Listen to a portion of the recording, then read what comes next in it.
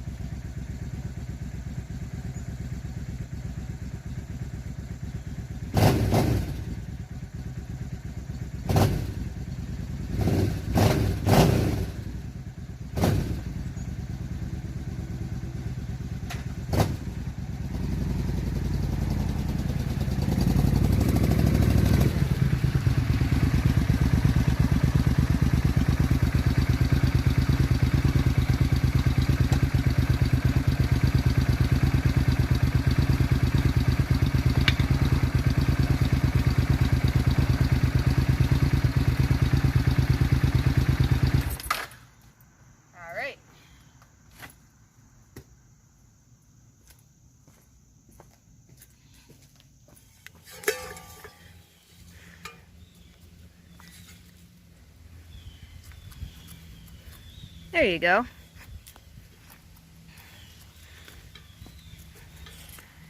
Just figured while I wait for the bike to cool, I'd feed the hens because every morning I come out here and we have this routine where I feed them their breakfast of mealworms, and if I don't, they will not shut up. So definitely better that I do that now than later. If you don't want to listen to a bunch of cackling and crowing. And yes, hens do crow, just like roosters. For what reason, I'm yet to figure that out. Happy hens. So now that Vixen is in the driveway, I'm just waiting for her engine to cool down so that I can work on it without, getting burned. But in the meantime, a special shout out to my sister for getting me this awesome brand spanking new utility cart for my birthday recently, and as you can see, it holds all my stuff. It locks, which is awesome, and holds all of my shit and keeps it in one place, which I apparently have a reputation for not being very good at, but now that I have this, I can keep better track of my shit and I don't have to worry about it going missing.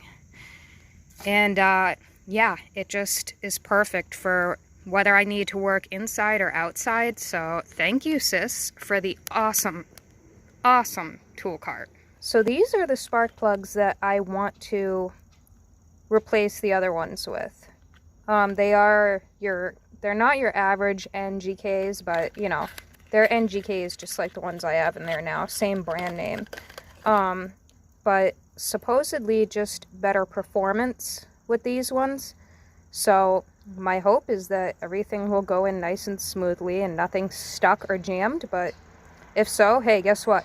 That's what we have WD-40 for. So everybody has their own way of doing things when it comes to servicing vehicles in their driveway. Mine is to use my oil pan as a place to keep all of my loose parts, such as nuts, bolts, anything that might get lost on the ground, so that I'm not looking around doing this, you know what I mean? This way all my washers and whatever else is in one place. Also, I make certain that I have all the right size tools before I get into my project, including the right size sockets to spare myself from having to fish around looking for the right size. It's better to just have it when I need it. And since I already know the size of the bolts and the size of the spark plugs, I don't really have to worry. Everything's here. In fact, just for good measure, I'm going to grab these guys.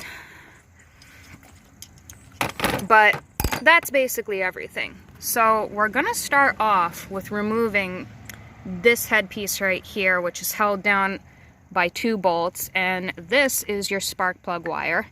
And that is going to pop right off once we remove the cover. So yeah, let's get going. So when it comes to motorcycles, not every angle is a friendly one to work at, unfortunately, which is why an extender is my best friend when I do this.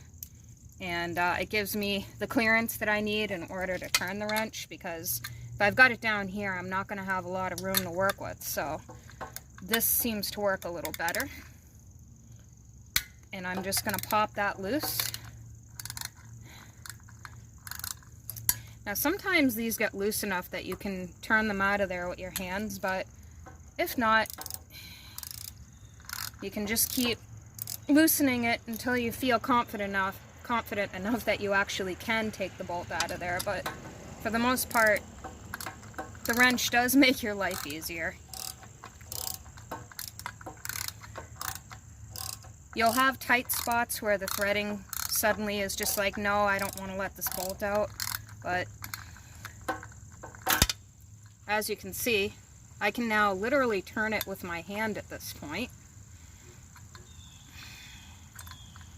And she's going to come right on out. Do not lose the washer, because if you don't have this size, it's going to be a bitch to replace. This one up here is going to be a little tougher to do. So instead of using this, I'm going to use this. And basically just one good tug. Now, whoops. You want to make sure to hold your finger on there so that it doesn't slip like that. And this one's pretty easy. Might need a few more. No, it's coming right out. And once you're able to turn it with your hand, that's great. But sometimes, like I said, the threading will bind up, and you'll have to give it a few more manual turns with the wrench before you can start loosening it by hand again.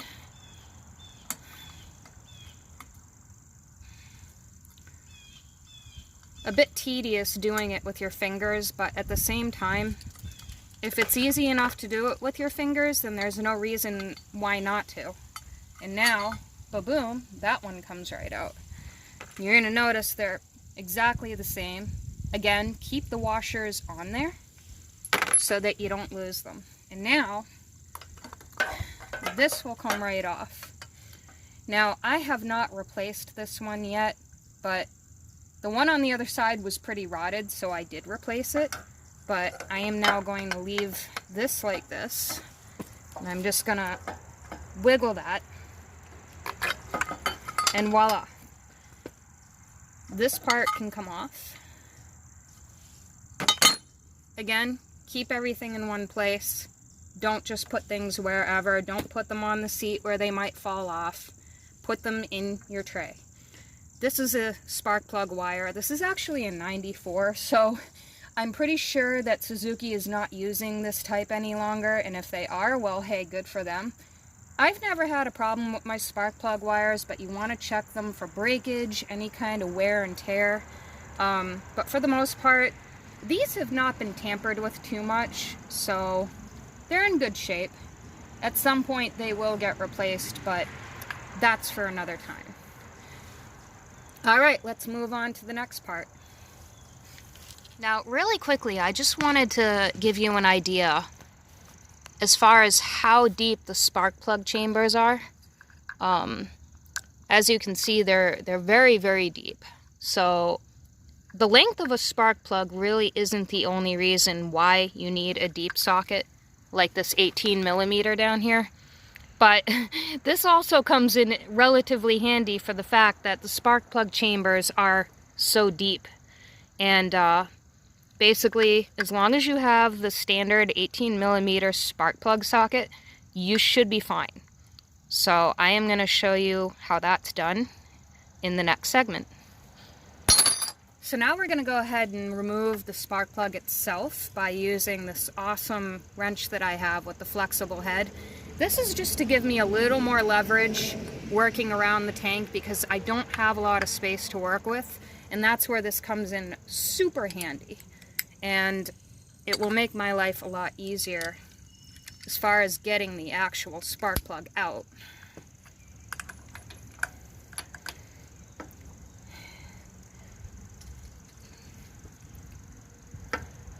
And that's actually a very easy thing.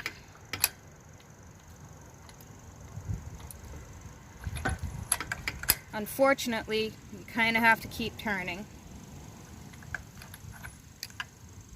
And it's loose now, but not loose enough.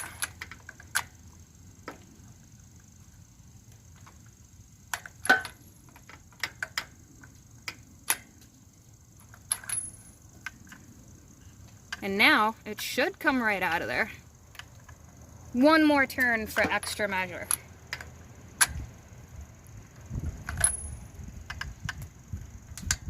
Voila! And I'm not going to say that this is too dirty, but it's not great, and I think I can see why I'm having the popping and the misfiring. So we're going to go ahead and replace this with our better, higher performance one, which basically looks quite the same. But this one has a better rating, and I think that, yeah, we're going to do a lot better with this one than we are with this one. So next thing you want to do, and it's that easy, you just stick it down there. This is the harder part though, is getting it into the threading. I don't know about the rest of you, but some people struggle with this part more than others. Make sure the top of it is sticking straight up, and then now it's as simple as tightening it.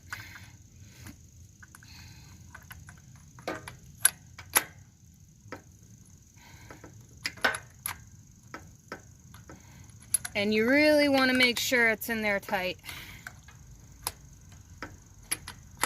Because to be honest, I'm not going to say that this one felt very tight when I got down on it. So when the wrench becomes harder to turn, that's when you know it's tight. And the same rule of thumb applies here: righty-tighty, lefty-loosey. Always remember that. If you can't remember that very basic concept, something is wrong with you.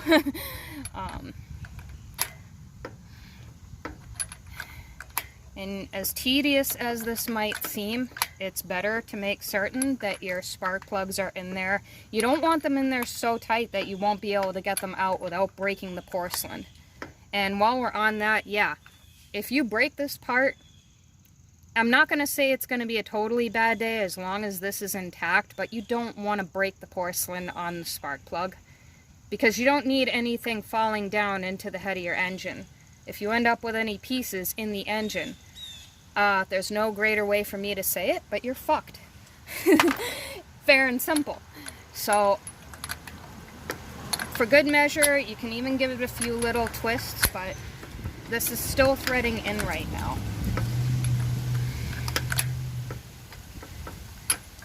I probably don't need the extension on this wrench, but like I said, it just gives me a lot more flexibility to work with. Again, be careful not to just jam everything in there because spark plugs don't like being jammed into their quarters. They have to be threaded, gently threaded, just like this.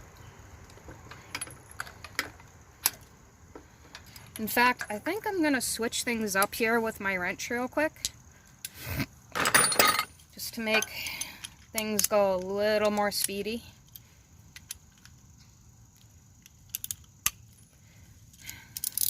Make sure that I have this set so that it's tightening and not loosening.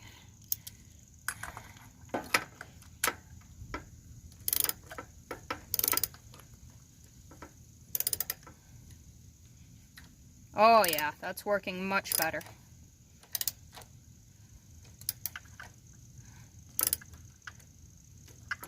Now let's just check. And that feels like it's in there pretty good, but I want to make damn certain.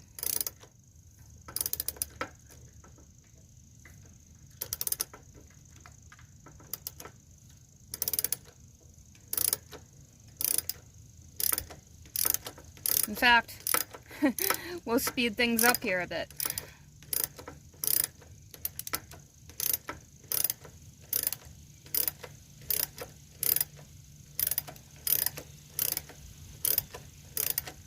Sometimes it's hard to tell if the spark plug is really in there or not, but you see how it's getting tighter? This is what you want. Yeah. All right. There. And she is in there good now. So now all we have to do next is put this back on and bolt her back down. So what I'm going to do is set it up exactly the way I had it. Now, if you have to take before and after pictures of how you do things, I highly recommend it. I mean, sooner or later, you're just going to remember how everything went. But if you feel like you need to take pictures just so you can put things back the way you found them, there's no shame in that. I am now going to pop that plug wire back on. You can hear the threading clicking as it goes back in there. So it snaps right on there. I like to push it down just for good measure.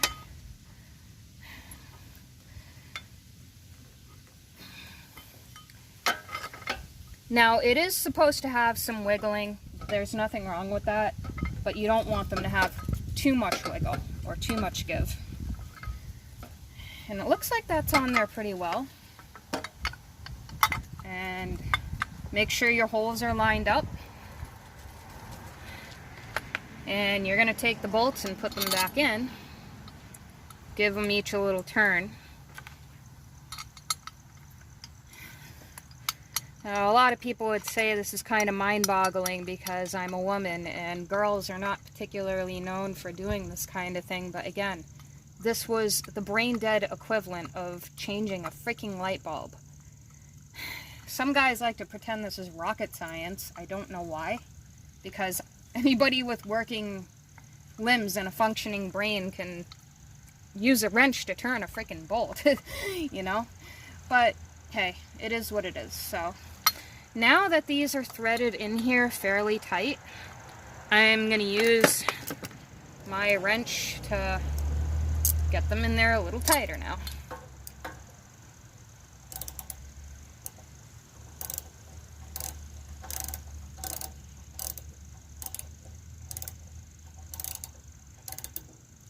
You want to be careful not to scratch your tank. if it can be helped. I was not being very mindful of that just now.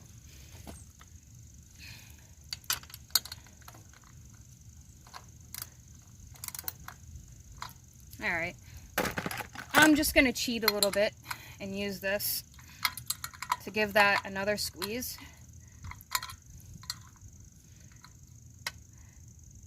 The problem with this wrench is it doesn't like the shape.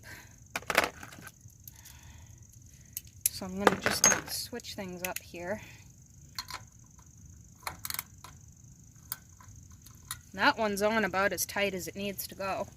Now, we're going to do this one. And we're going to use that. Because, again, not enough room to work with here. In fact, I can still get away with screwing that one in by hand.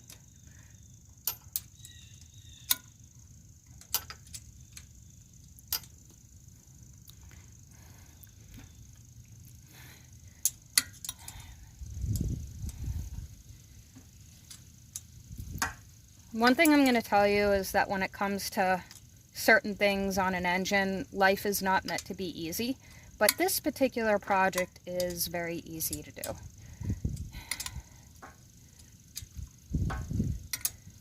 Now, today I'm only showing you one side. I don't have time to show you both sides of what I'm doing, unfortunately. I am going to do both sides, but I just wanted to give you an idea as far as how easy this is to do and how foolproof it is.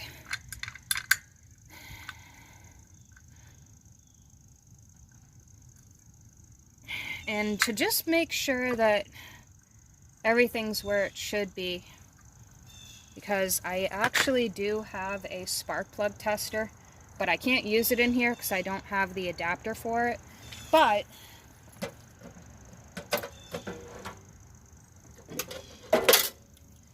now, if I did have the adapter before putting the new plug in, I would have used this.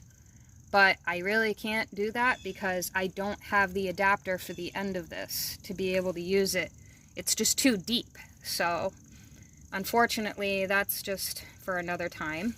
But in the meantime, we're just going to fire up the bike and see how the engine sounds. And hopefully we don't hear any popping or any backfiring or misfiring. And that'll be a very good sign.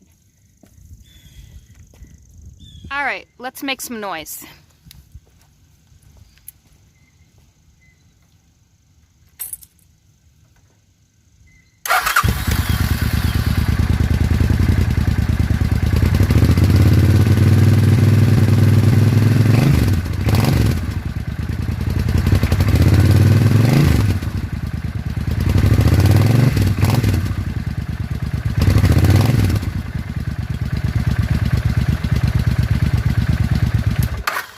Sounds better already. Much, much smoother. Holy crap. If one side made a difference just then, I can't think to imagine how much better it's going to be when I've done both sides. Okay, so remember how I said there wasn't enough time for me to show you doing both sides of the engine? Well, I lied, because it's only 11:30 and there's still plenty of time to do the other side. So we are going to go ahead and get started. And we're going to do the same thing on this side that we did on the other. Rinse and repeat. So again, it's the same thing. 2 bolts holding down this part right here and the spark plug wire. So we're going to start with removing those.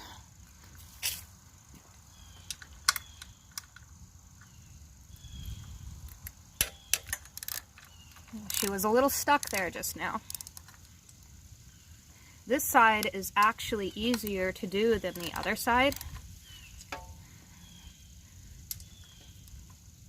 because the bike is leaning in my favor, so not as hard to do. And I have a lot more room to work with.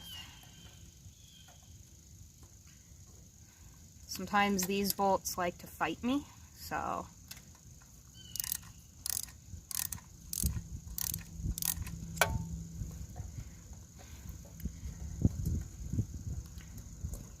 It's not easy, but there you have it. Same thing. This wire kind of is in the way, but I have a lot more space, so I only need this. I don't need the extender for this side. It makes my life so much easier. And with the way the bike sounded just now, I'm thinking that it's going to sound even better once both sides have the performance spark plugs. I already love the way it sounds. You want to pay attention when an engine is backfiring, because sooner or later it can ruin it, or so I've been told. So it's not something that you want to ignore when it happens. You want to troubleshoot, do some research, and figure out what might be causing it to misfire or backfire. And in this case, I'm thinking it's my spark plugs. Come on. And the new gasket I put on here recently is probably settled and doesn't want to come off. And, yep, there we go. We're just going to put that back on there like so. Because we don't want that out of alignment. There we go. Again, same thing. Just wiggle. It should pop right off. Voila. And now we have to get the spark plug out. This is going to be a much faster way of doing it this time around. Just getting it on there is the part that's a bitch. There we go. Remember, righty-tighty, lefty-loosey.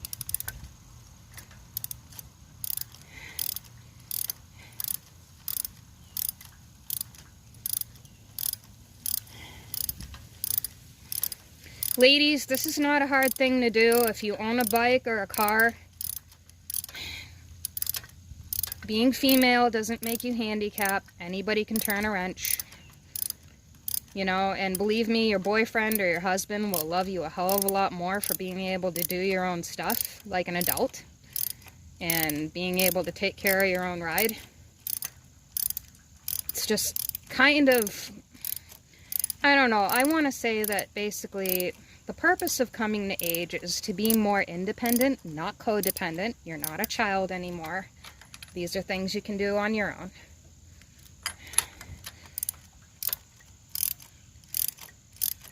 And you're going to have a lot of fun. I actually enjoy doing stuff like this.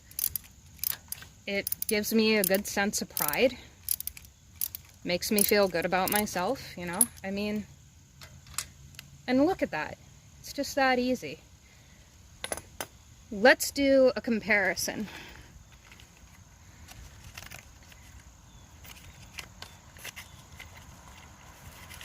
It doesn't want to come out of the box. There we go.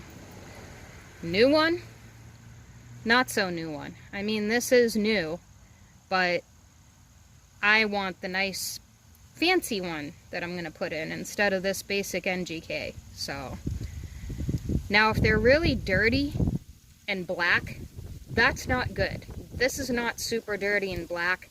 I am simply just replacing it because I'm being, you know, a pansy about wanting fancy performance plugs.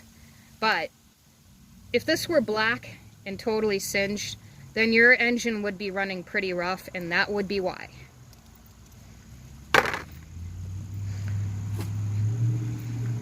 So now we're going to screw this one back down. Same thing. But again, this is always the tougher part because the spark plug likes to fall over in the chamber and get stuck, which is exactly what happened just now. I have to actually find a way to fish that out of there, so bear with me one moment. Alright, so this may look like it's a bad idea, but it's not. I am just gonna tip the plug back up, and voila. Let's try that again from the top.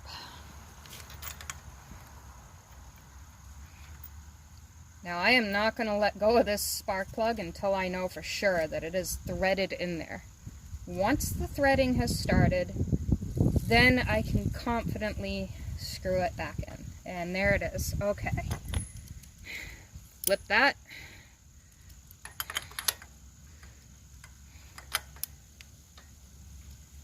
And now, the easy part. Well, I mean, it's all easy, but still.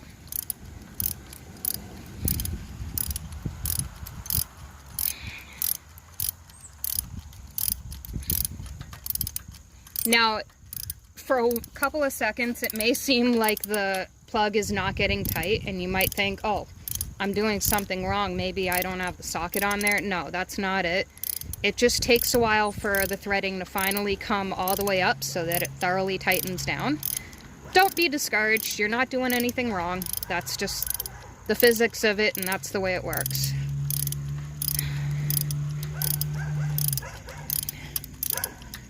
My neighbor's dog is absolutely obnoxious, by the way. Someday I'll live somewhere where I don't have neighbors, and look at that. It's getting nice and tight now. Again, not so tight that you end up stripping it. I'd say it's right where it needs to be now. Oh yeah. And now we can slap that on.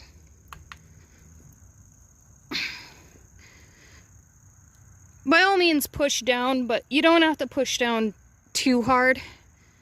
Just enough that it's on there. If you've heard the clicking, then it's definitely on there. And once again, you're just going to line this back up. Although my rubber seal likes to act up here.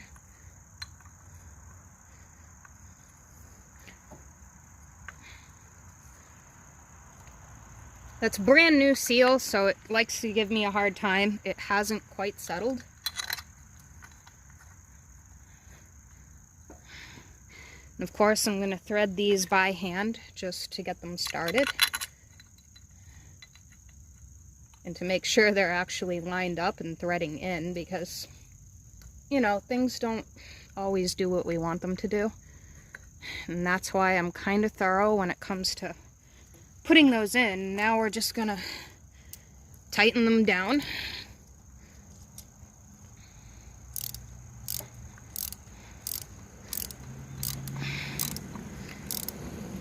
And look at that. This one went faster than the other one, but then again, I was showing you a lot, so I didn't really have to go into details with the other side of the engine.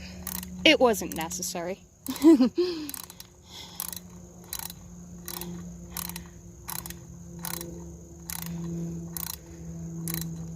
And like the spark plugs, I want to make sure that these are relatively tight too. I don't want them to be loose.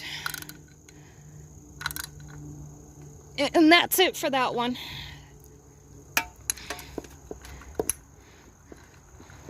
In fact, I could get away with twisting that one a little bit more.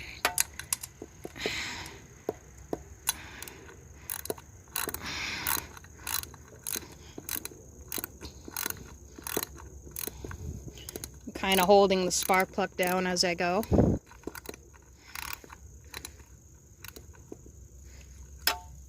Give it another twist by hand because it likes to spin.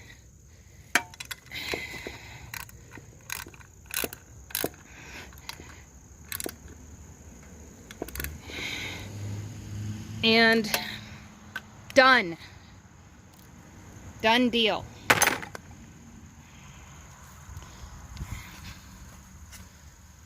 So that's both spark plugs on both sides of the engine, and we're going to fire her up again and see if it's any smoother, which it already sounded good before. I can't think to imagine how much better it's going to sound now. But now, I definitely understand that the spark plugs may have been what was causing the popping and backfiring all this time. So, let's fire her up again and see how she sounds.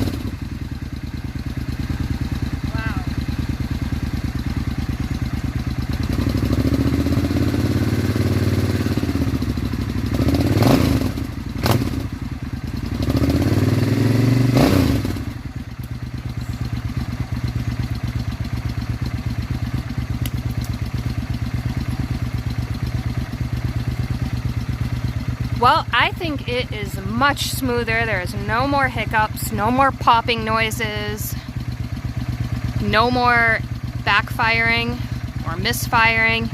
So now all I have to do is go for a ride and put it to the test. But I think it sounds much, much smoother than it did before. I mean, I'm sorry you didn't actually have a chance to hear the popping noises that it was making. Otherwise, the difference would be a lot clearer to you than it is to me. But anyway, thank you so much for watching, and feel free to leave some nice comments in the comment section. If you're going to be an asshole, then don't say anything at all. Otherwise, I'll just delete your comment, because yes, it's my channel. I can do that. But other than that, hey, say something nice, and if you're into bikes and you actually ride, I would love to hear from you. Thank you, and have a great day. Peace out, folks.